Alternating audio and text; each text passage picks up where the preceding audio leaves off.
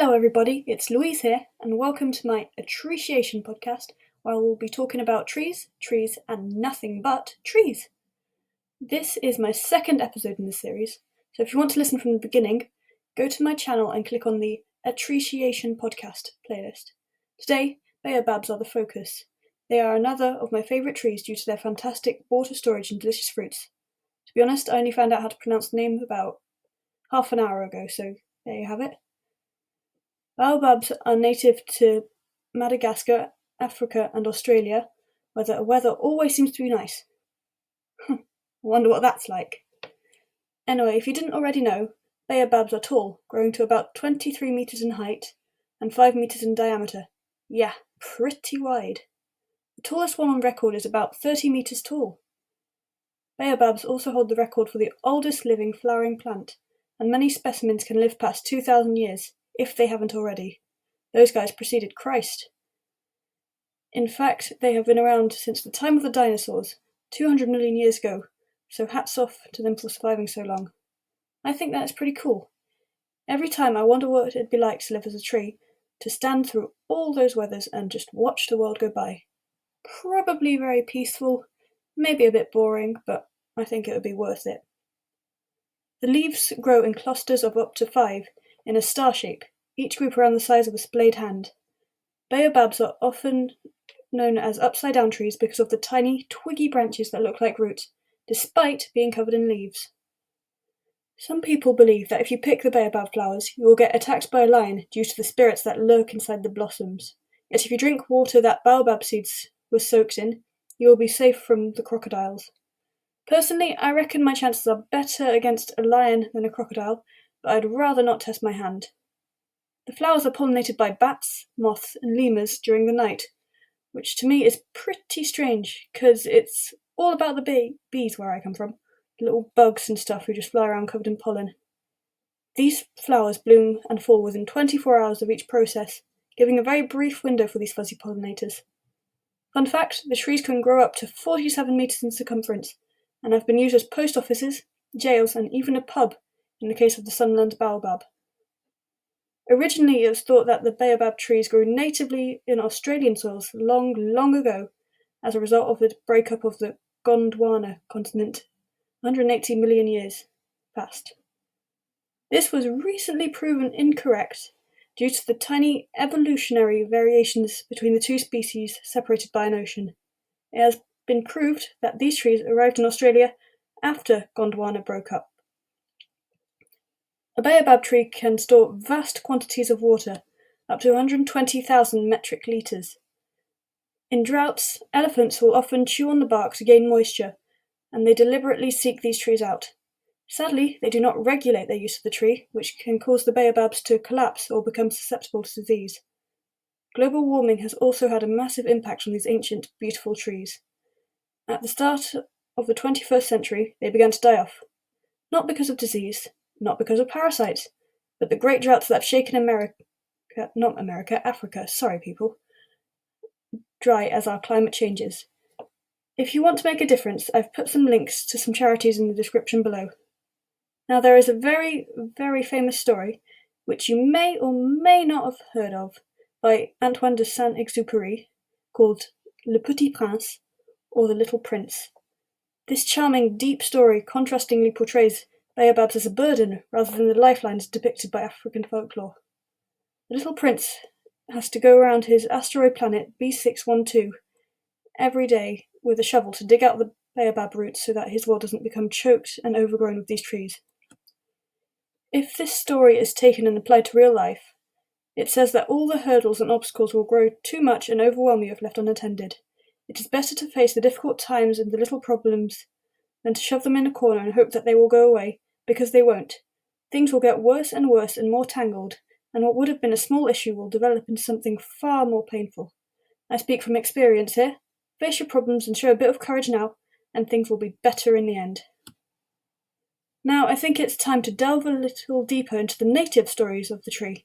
I'm afraid I couldn't find any longer versions, so I've only got a few snippets, but they're still fascinating.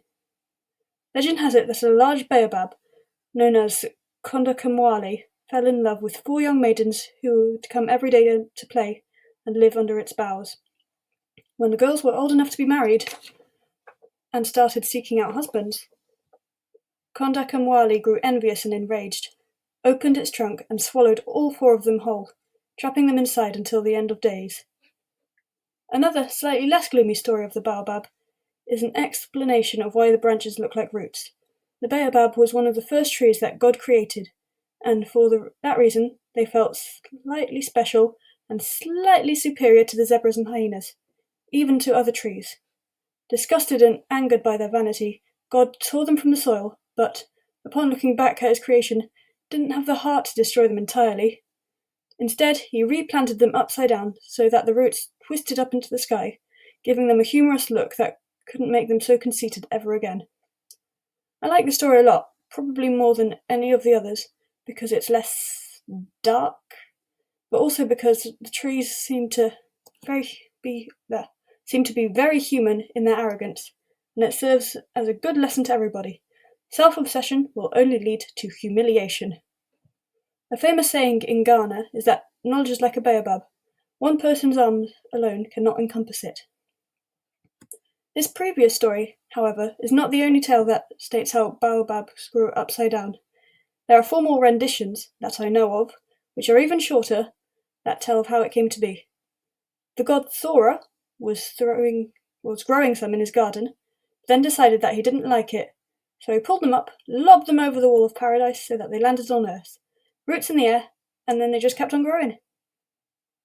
When God first planted the baobabs, they kept getting up and wandering off, so God, annoyed, went and stuck each one upside down in the earth, preventing them from pursuing their wanderlust because their feet were in the air. And then 3. God, during the creation of the world, needed help with the planting, so he gave each animal a sapling to grow. The hyena was landed with the baobab and, in a fit of disgust, lodged it in the ground the wrong way up before wandering off for a nap. These humorous stories convey a very odd, quirky personality, making it not only the most useful tree in Africa, but the most interesting, in my opinion. The final story is also fun, and also relates to another vanity theme.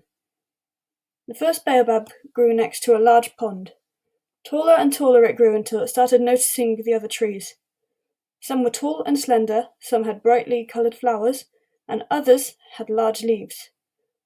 All of them were very pretty. Then one day it saw its reflection in the pond. There in the mirror of the water it saw a huge, fat trunk, covered in bark that looked like the wrinkled hide of an old elephant, and small, tiny leaves with pale, creamy flowers. Very upset, the baobab complained bitterly to God. "Why did you make me so ugly?" it wanted to know. "Why couldn't you make me elegant like the palm tree with its straight and slender trunk?